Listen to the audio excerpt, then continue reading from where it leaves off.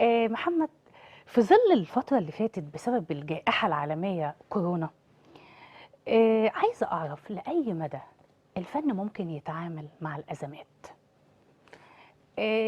ليك أغنية أنا حسيتها وحسيتها رسالة، أغنية أنا إنسان. إمم. حسيتها رسالة أكتر من إنها أغنية، وحسيتها إن هي ممكن تكون بتتعامل مع الأزمة اللي إحنا ممكن نكون فيها. فتقول إيه الفن ممكن يتعامل إزاي هنا؟ أنا لمّا قُلت أغنية أنا إنسان، طبعًا تحية للشاعر الجميل عبد العال عبد الرحيم. تحية لأستاذنا الشاعر الكبير عبد العال عبد الرحيم ابن ميدغم. أنا باسأله باقول له: "ليه إنسان وليه ما اتكلمتش عن الحب والغرام والهجر والخصام؟" قال لي: "لمّا تكون إنسان هتكون كل حاجة." يعني كل المعاني الطيبة مختزلة إنك تكون إنسان. يعني حتى على سبيل المدح لمّا بنلاقي واحد يقول له: "يا أخي ده أنت إنسان، ده أنت حاجة نادرة أوي، ده قليل أوي اللي يكون إنسان زيك." إنسان يعني محب للخير، إنسان يعني متواضع، إنسان يعني مبادر بالأشياء الطيبة، إنسان يعني بيقول النصيحة الجميلة، إنسان يعني منتمي لوطنه وبيحب بلده، إنسان يعني بيحترم اللي أكبر منه، إنسان يعني بيعطف على الأصغر منه، يعني كلمة شاملة لحاجات كتيرة. فبعد الجائحة أو بعد موضوع كورونا أصبحنا بنحس بإحساس غريب أوي، أصبحنا بنخاف مع بعض، بنترقب الأخبار والأحداث مع بعض. لدرجة يا أستاذة بشرى إن إحنا حسينا إن كل ال7 مليار اللي هم تعداد العالم أصبحوا شعب واحد.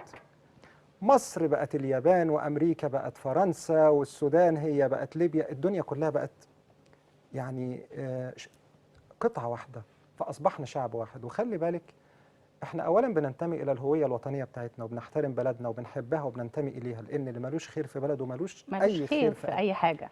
ثم بننتمي إلى عروبتنا بتاريخها والقومية العربية بتاعتنا، وبننتمي إلى الأسرة الإنسانية الكبيرة.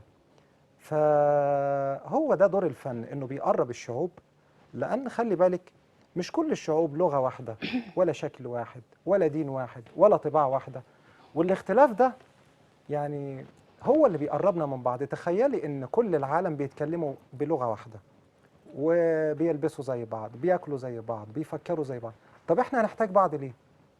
فنرجع هنا نقول ربما كان الاختلاف هو أفضل ائتلاف. الله. فاحنا نتعلم من ده حتى ان ثقافه الاختلاف بيننا وبين بعض تكون برقي. اختلفي معايا واختلف معاكي بس ما بس نخسرش بعض. بالشكل الراقي ما اللي نزعلش من بعض. نرتقي في الحوار، ما نرتقي في نقومش الأسلوب. ما نقومش من الحوار بتاعنا واحنا زعلانين من بعض، بالعكس ده ممكن اختلافك ده بيعلمني او اختلافي بيضيف ليكي حاجه بيبقى إضافة ليا في حاجات وإضافة ليك في ايوه، حاجات. الاختلاف هو منتهى التكامل. ازمه كورونا تعتبر بمثابه توحيد للانسانيه، علشان اصبحنا بنخاف على بعض جدا، اصبحنا بنتالم للفقد، بنتالم لاصابه حد.